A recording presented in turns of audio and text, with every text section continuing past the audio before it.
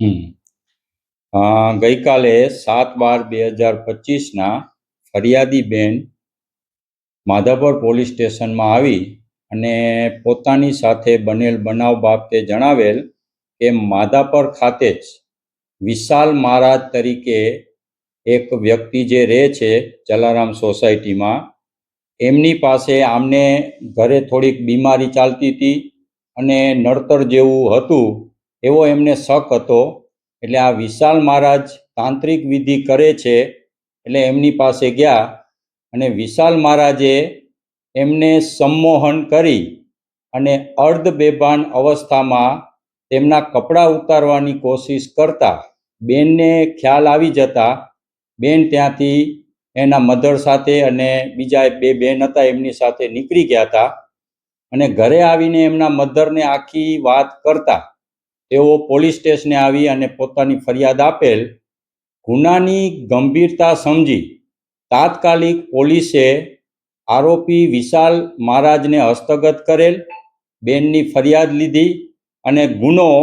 BNS 2023ની કલમ 64(1), 75(1)(1) અને 351(3) મુજબ તાત્કાલિક રજીસ્ટર કર્યો અને આરોપીને ઝીણવટભરી પૂછપરછ કરતા કે ભાઈ કોઈ તાંત્રિક વિધિ કરે છે કે કેમ અને આવો બનાવ બનેલ હતો કે કેમ તે પૂછતા આરોપીએ કબૂલ્યું કે ક્રાઇમ પેટ્રોલ સિરીઝ જોઈ અને આવી ખોટી રીતે વિધિ કરવાના બાને તેઓ કોઈ પણ ભોગ બનનારને બોલાવી અને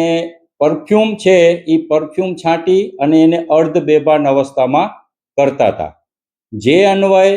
આરોપીને તાત્કાલિક પુરાવા આધારે ગઈકાલે જ રાત્રિના ધોરણસર અટક કરેલ છે અને ગુનાની તપાસ હાલે ચાલુમાં છે. આપના માધ્યમથી હું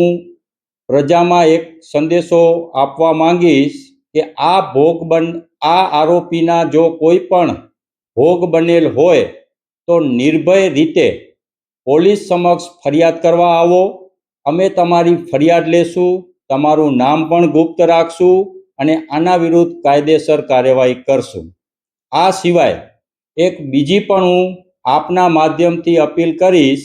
કે મહેરબાની કરી કોઈ પણ વ્યક્તિ અંધશ્રદ્ધામાં આવે નહીં અને આવા તાંત્રિકો જે ખોટી રીતે કોઈને ભરમાવે છે એનામાં ભરમાય નહીં એવી હું અપીલ કરવા માંગુ છું.